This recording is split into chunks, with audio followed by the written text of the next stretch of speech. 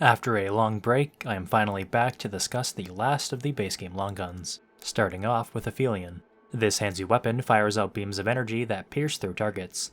On its own, it has pretty low single target damage. It performs a lot better when there's multiple targets involved. Its mod is Supernova. Upon firing the mod, it'll launch out a slow-moving projectile. When it comes into contact with anything, it'll deal a big burst of fire damage and apply a big burning dot to targets within 4 meters. Shooting the projectile with the basic fire during this time will increase the damage by 50% and the blast radius by 25%. It will also spawn a giant fire nova that deals a big chunk of fire damage and applies the initial fire dot. Against single targets, it's not terrible damage. For ad clear, it's really good. The only downside is that the blast can very easily kill you. Even if you dodge it, you'll still probably catch the fire dot. This gun, like many other boss weapons, suffers the same case where the mod doesn't really synergize with the primary, besides, shooting at it. So it's up to the player to decide which part they want to build for. Most of the time I only do one build for a weapon, however in this case I'll make an exception. First up is a build with Archon. Challenger was my secondary pick, mainly for the higher crit chance compared to Summoner. I didn't really care about my skills here, so I just went with Chaos Gate for damage and Juggernaut for stagger reduction. For trinkets, I ran Detonation Trigger for more damage and an additional burn dot, Gamblers for crit chance and damage, Probability Cord for crit damage, Singed Ring for more damage against burning targets, and finally, Red Ring of Death for even more burning dots. For fragments, I went with mod damage, mod cost, and elemental damage. For the mutator, I chose feedback. And for 2 important traits, I grabbed kinship and amplitude. One to increase the blast radius of Supernova, the other to make sure I don't blow myself up. The plan is to make the mod feed itself with its own damage. And as you'd expect, Archon makes the mod way better. What a shocker. Even against single targets, the damage is pretty good. Hell, I was even able to stagger Corrupted Ravager fairly consistently with it. Siege events also become a cakewalk. Any threat that gets near you becomes ash instantly. I was actually starting to enjoy dodging the blast. The rhythm of mod, shoot, dodge was kind of like a minigame. So that's the mod build. What if you want to invest into the basic fire? For this build, I ran a Ritualist Hunter, with Miasma and Hunter's Mark. My trinkets included Nightweaver's Grudge for crit chance, Atonement Fold for even more crit chance, Probability Cord and Xania's Malice because, of course, and a Hanai Crystal for total damage against our Miasma targets. I also picked the usual ranged crit build fragments, and my mutator of choice here was Fetid Wounds. With Miasma, we'd easily be gaining that 15% crit chance. Lastly, I invested into ammo reserves since we'd be firing the weapon a lot more. I gotta say, I wasn't expecting the build to work out this well. Obviously, there are better methods of dealing with one-on-one fights, but those moments where you line up shots with multiple targets feels very rewarding. And now some tips for the gun. When aiming the basic shots, try not to be too close to corners or walls. It's pretty easy to have your projectile get deleted. As long as you keep some distance, you should be fine. The second tip is in regards to Supernova. Try and get into the habit of having at least one shot in the mag before firing off the mod. Many times I forgot to do so and squandered the potential damage. The weapon is definitely apocalypse ready. Now on to what many consider to be the best weapon in the game, Crescent Moon. This moon-based bow has a lot going for it. Although it has the lowest crit chance and weak spot multiplier of the 3 bows, its mod Moonlight Barrage more than makes up for it. For 15 seconds after activating the mod, each shot from the bow is automatically charged. Manually charging perfect shots during this time results in 2 arrows being fired out. Arrows that hit targets during this time afflict them with Moonlight for 3 seconds. Hitting Moonlight enemies spawns Moon Essence Orbs. These orbs refund your arrows, heal you for 5% of your max health, and increase your fire rate and reload speed by 15% for 5 seconds. The last part only really affects your reload speed. Fire rate on bows doesn't affect their draw speed, which is a shame. It does work on your secondary, but you probably shouldn't be swapping off of it while the mod is active. So, that is a lot for one mod. And it shows. There's a reason why it has a reduced crit chance and weak spot damage. For a build, I went with Hunter Invader, using Hunter's Mark and Void Cloak. Originally, I had Reboot equipped, but then I realized I was hurting my ammo returns from the mod. For trinkets, I ran Lemire Sensor for a big boost to Barrage's duration. I also grabbed Burden of the Follower since the fire rate penalty pretty much has no effect on the bow. I grabbed Xania's Malice because, Outcast Ring for the reload speed, which does affect the bow, and Archer's Crest, which I will be running for the other 2 bows. For fragments, I went with weak spot damage, mod duration, and mod cost. For my mutator, I chose top heavy. Single-shot weapons all gain lethal benefit, and a constant 20% increased weak spot damage bonus sounds pretty good to me. This is the part where I talk about how the build played out. But was there any doubt that this weapon wouldn't destroy everything? If I wanted even more power, I could have ran Gunslinger for Bulletstorm, or Flawed Beauty for even more weak spot damage. Either way, this bow is an absolute beast. I've known about its strength, but never used it for an extended period. Now that I've invested some time into it, I can confidently agree that it is one of, if not the best weapon in the game. The only tip I can give is to maybe use the mod to auto-reload every once in a while. It is the definition of Apocalypse Ready. Moving on to the most malleable of the bows, we have the Royal Hunting Bow. This bow has the lowest damage of the bunch, but makes up for it by having an open mod slot. It also has the most amount of arrows. Despite its lower damage, it can still easily 2-tap most basic mobs. The increased weak spot damage and critical chance make a big difference. What else can I say? It's a bow. It's a blank canvas. You can work it into whatever you want. I personally chose to run a very wacky setup. My archetype choices were Alchemist and Handler. Alchemist Prime for the concoctions, and Handler for the dog. For trinkets, I went with those that would improve my consumables. A Brewmaster's Cork and Feastmaster's Signet for 3 more concoctions and some DR. Ring of the Castaway for even more consumable duration, and Celerity Stone for faster consumable consumption. For my fragments, I went with consumable duration, consumable speed, and healing effectiveness. And for the mod, I went with Corrosive Rounds, with Supercharger as my mutator.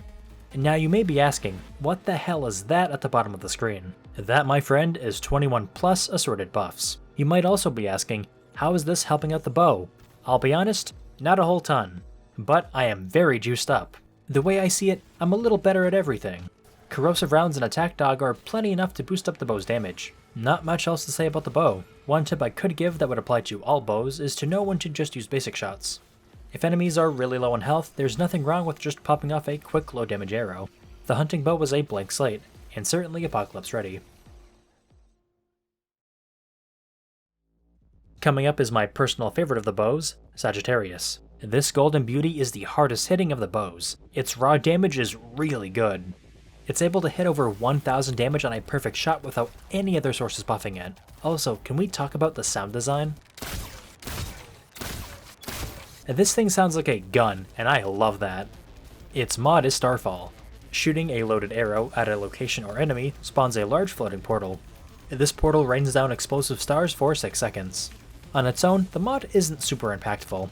The tiny blast radius, low damage, and random nature of the star fragments makes it unreliable for concentrated damage. This is especially true with moving targets, which is to say, a majority of enemies. It does, however, have a very cheap cost, which saves it from being too bad. The obvious route here would be to use Archon. Combined with Summoner, we can boost the damage of Starfall by nearly double. Exactly double if you use Chaos Gate. For Summoner, I ran Root Hollows and Flyers, mainly so I'd be less likely to pelt them in the back of the head while spamming the mod. For Trinkets, I ran with Gold Ribbon for damage and haste, Shard-Banded Ring for more mod damage, Digested Hog Lure for mod damage after reloading, Archer's Crest, and Burden of the Destroyer. For Fragments, I grabbed mod cost, mod damage, and weak spot damage. And for the mutator, I once again grabbed feedback. I also invested into amplitude.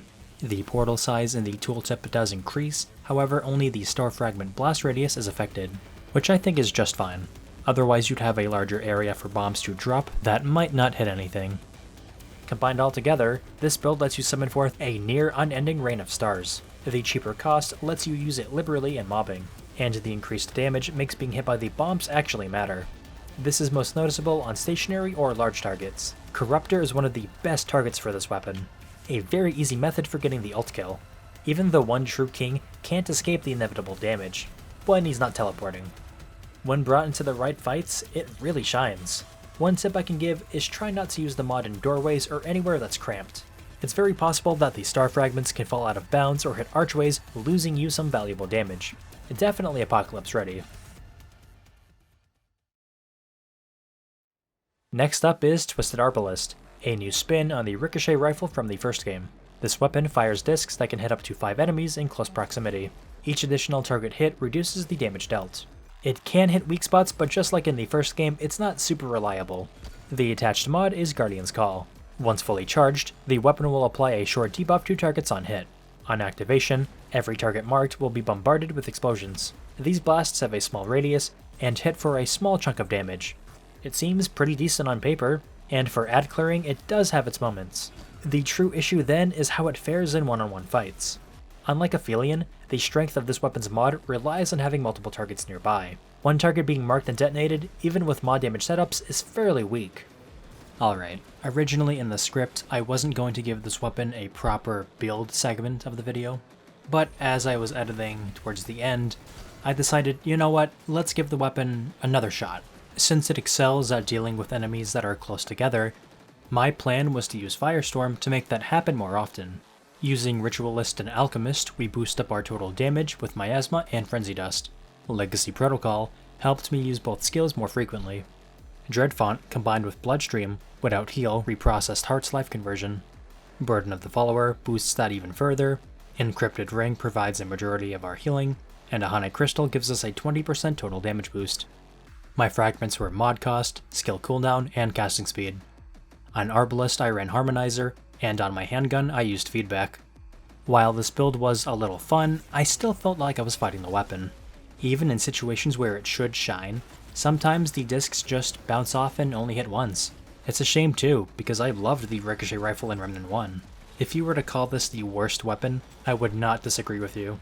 For some tips, try to use the weapon in close quarters. The disc hitting walls can help bounce the shot back towards the main target if there's no other enemies. Try not to get trigger happy with the mod either. Making sure you've marked a group before detonating will ensure you're getting the best value out of the mod. And lastly, consider bringing more sources of mod casting speed. The sooner you finish the animation, the faster you can get back to shooting. It can technically handle Apocalypse difficulty, but there are way more consistent options out there. Finally, we have the Crossbow, the final returning long gun from Remnant 1. It has received 5 changes from its original counterpart. First up is the rate of fire, which was increased from 3 to 3.4. Next is the ideal range, which was raised from 18 to 23 meters. It also received 2 additional bolts, and its weak spot bonus was increased from 110 to 115. The only nerf it received was to its critical hit chance, dropping from 20% to 10%. Gunplay wise, it's the exact same as the first game, minus the weird low FPS reload animation. So how does it fare in the sequel? Well, I wouldn't call it bad by any means, it's just sorely outclassed. Comparing it to the Widowmaker for example, one hits harder, has a higher weak spot damage bonus, has a scope, and is hit scan. The other is silent. The upsides of having a silent weapon only extends into dungeon crawling and overworld exploration. You know what other weapons are silent and far more impactful? The other 3 bows I just talked about. I really dislike looking at weapons as if they don't serve a purpose. Sometimes all they need is a little nudge in the right direction to really pop off, which is where this build comes in. Now, full disclosure, this probably won't be around for much longer, and typically I don't like showing off what might be potential bugged equipment, but in the Crossbow's case, I think it deserves better. And maybe it'll be assigned to Gunfire to give the Crossbow some love. Using hugs, as well as trinkets to improve our weak spot damage and fire rate, we can turn the weapon into a monster. All it takes is bottom feeder. This is the plan. Fire off your bolts until you have 1 left. Activate your skills, pop Overflow, and pray.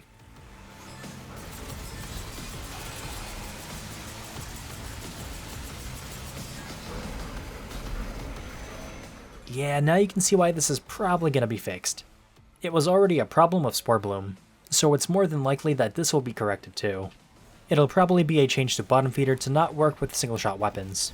And if that happens, they should probably revert the Spore Bloom fire rate nerf. Since the Bandit Mutator was fixed, I see no reason why it shouldn't be reverted.